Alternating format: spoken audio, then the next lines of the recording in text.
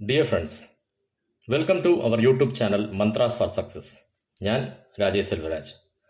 ജീവിതത്തിൽ പുതിയ അവസരങ്ങൾ ലഭിക്കുമ്പോൾ നമ്മുടെ ഫോക്കസ് എങ്ങനെയാവണം മനസ്സിലാക്കാം ഇന്നത്തെ വീഡിയോയിലൂടെ. അതിനു മുമ്പ് ഈ ചാനൽ ആദ്യമായിട്ട് കാണുന്നവരും ഇതുവരെ സബ്സ്ക്രൈബ് ചെയ്യാത്തവരും ദയവായി ചാനൽ സബ്സ്ക്രൈബ് ചെയ്യുക. അതിനോടൊപ്പം തൊട്ടടുത്തുള്ള ബെൽ ബട്ടൺ കൂടി ക്ലിക്ക് ചെയ്യുകയാണെങ്കിൽ ഞങ്ങളിടുന്ന വീഡിയോകൾ ഉടൻ തന്നെ നിങ്ങൾക്ക് നോട്ടിഫിക്കേഷനായിട്ട് ലഭിക്കും. വീഡിയോ മുഴുവനുമായി കാണാൻ ശ്രമിക്കുക. പോകാം ഇന്നത്തെ വീഡിയോയിലേക്ക്. രണ്ട് സുഹൃത്തുക്കൾ ഒരു ചെരുപ്പ് മാനുഫാക്ചർ ചെയ്യുന്ന കമ്പനിയിൽ ജോലിയിൽ പ്രവേശിച്ചു. തുടക്കത്തിൽ അവർ രണ്ടുപേരും സെയിൽസ് പേഴ്സണായിട്ടാണ് ജോലിയിൽ പ്രവേശിച്ചത്. അവരുടെ കഠിനാധ്വാനം കൊണ്ടും മികച്ച കഴിവും കൊണ്ടും അവർ മാനേജർ എന്ന ലെവലിലേക്ക് പ്രൊമോട്ടായി. വളരെ ചുരുങ്ങിയ കാലത്തിൽ അവർ പെട്ടെന്ന് സീനിയർ മാനേജർ ലെവലിലേക്കും പ്രൊമോട്ട് ചെയ്യപ്പെട്ടു. അപ്പോൾ ഈ രണ്ട് വ്യക്തികളെയും കമ്പനിയുടെ ചെയർമാൻ ശ്രദ്ധിച്ചു. ഒരു ദിവസം ഇവർ രണ്ടുപേരെയും അദ്ദേഹത്തിൻ്റെ മുറിയിലേക്ക് വിളിച്ചു. കയ്യിൽ ഒരു വിസിറ്റിംഗ് കാർഡ് നൽകിക്കൊണ്ട്, ഇത് സൗത്ത് ആഫ്രിക്കയിലുള്ളൊരു സ്ഥലമാണ്, ഇവിടെ ചെന്ന് നിങ്ങൾ നമ്മുടെ ബ്രാൻഡ് ബിൽഡ് ചെയ്യണമെന്ന് പറഞ്ഞു. അവർ രണ്ടുപേരും വളരെ സന്തോഷത്തോടെ തന്നെ ആ ഓഫർ ഏറ്റെടുത്തു. അവർ സൗത്ത് ആഫ്രിക്കയിലേക്ക് പുറപ്പെട്ടു. അവിടെ ചെന്ന് ഇറങ്ങിയവർക്ക് കാത്തിരുന്നതൊരു ഞെട്ടലാണ്. കാരണം അത് ആദിവാസികൾ ജീവിക്കുന്ന ഒരു വില്ലേജ് ആയിരുന്നു. അവിടെ ആരും കാലിൽ ചെരുപ്പ് പോലും ധരിക്കാറില്ല.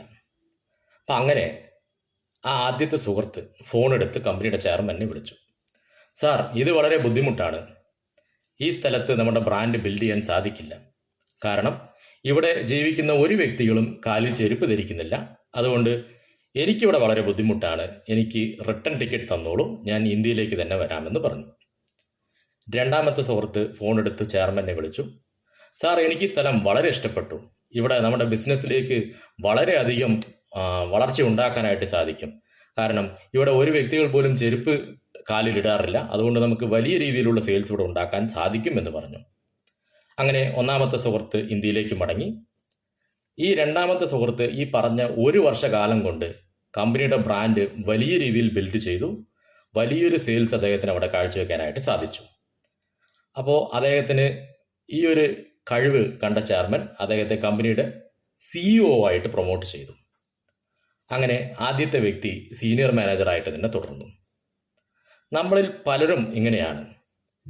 നമ്മൾ ഇങ്ങനെയാണ് ചിന്തിക്കുന്നത്, വലിയ നഗരങ്ങളിൽ അല്ലെങ്കിൽ വളർച്ചയുണ്ടായ നഗരങ്ങളിൽ ജീവിക്കുമ്പോൾ അല്ലെങ്കിൽ ബിസിനസ് ചെയ്യുമ്പോൾ മാത്രമേ നമുക്ക് വിജയിക്കാനായിട്ട് സാധിക്കുമെന്ന് നമ്മൾ ചിന്തിക്കുന്നുണ്ട്.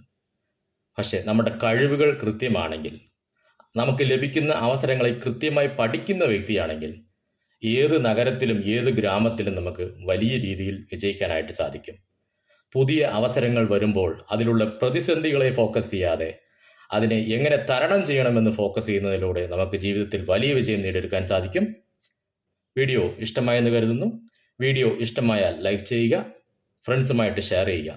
ഈ വീഡിയോയെക്കുറിച്ചുള്ള അഭിപ്രായങ്ങൾ നിങ്ങൾക്ക് കമൻറ്റ് സെക്ഷനിൽ രേഖപ്പെടുത്താം. വീണ്ടും നല്ലൊരു വീഡിയോയുമായി കണ്ടുമുട്ടുന്നവരെ, this is Rajesh Selvaraj signing of.